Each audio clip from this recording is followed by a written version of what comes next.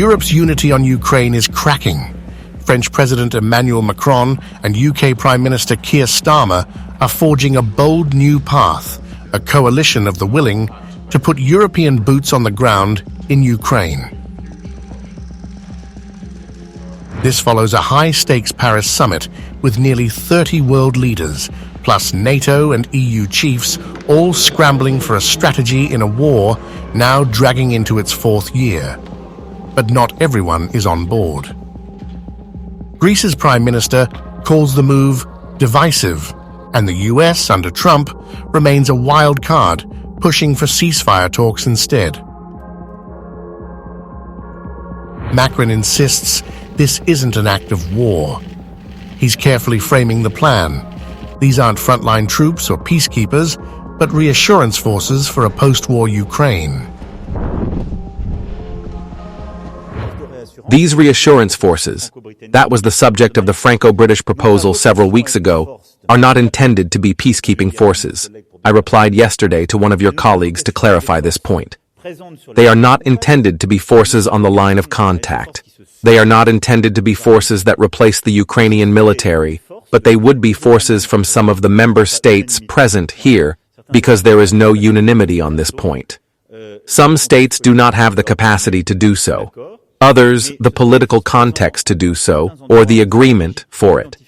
But these forces would be present in certain strategic locations pre-identified with the Ukrainians, providing long-term support and reassurance from the Europeans, and act as a deterrent to potential Russian aggression. It's a calculated gamble, defying NATO and the EU's hesitancy while carefully avoiding direct conflict. Across the Channel, Keir Starmer is doubling down. Meeting with coalition military planners in Northwood, he made one thing clear. Any peace deal with Russia must have teeth. We know one thing for certain, which is a deal without anything behind it is something that Putin will breach. We know that because it's happened before, and I'm absolutely clear in my mind it will happen again. Therefore, what you're doing here today is vitally important to peace and security across Europe, and for our NATO allies, and of course, crucially, for the United Kingdom. For Starmer, this coalition is about deterrence. The message?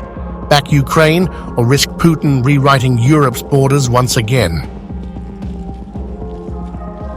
The France-UK alliance is a bold gamble, sidestepping NATO's caution and the EU's divisions. Macron is clear. They don't need full consensus, just the political will to act. Troops won't fight, but their presence alone could redraw Europe's security landscape. As Trump pushes ceasefires and Russia warns of escalation, this coalition's message is clear. Peace must be enforced, not just hoped for. The question now, will this bold plan hold, or will it pull Europe into something far bigger?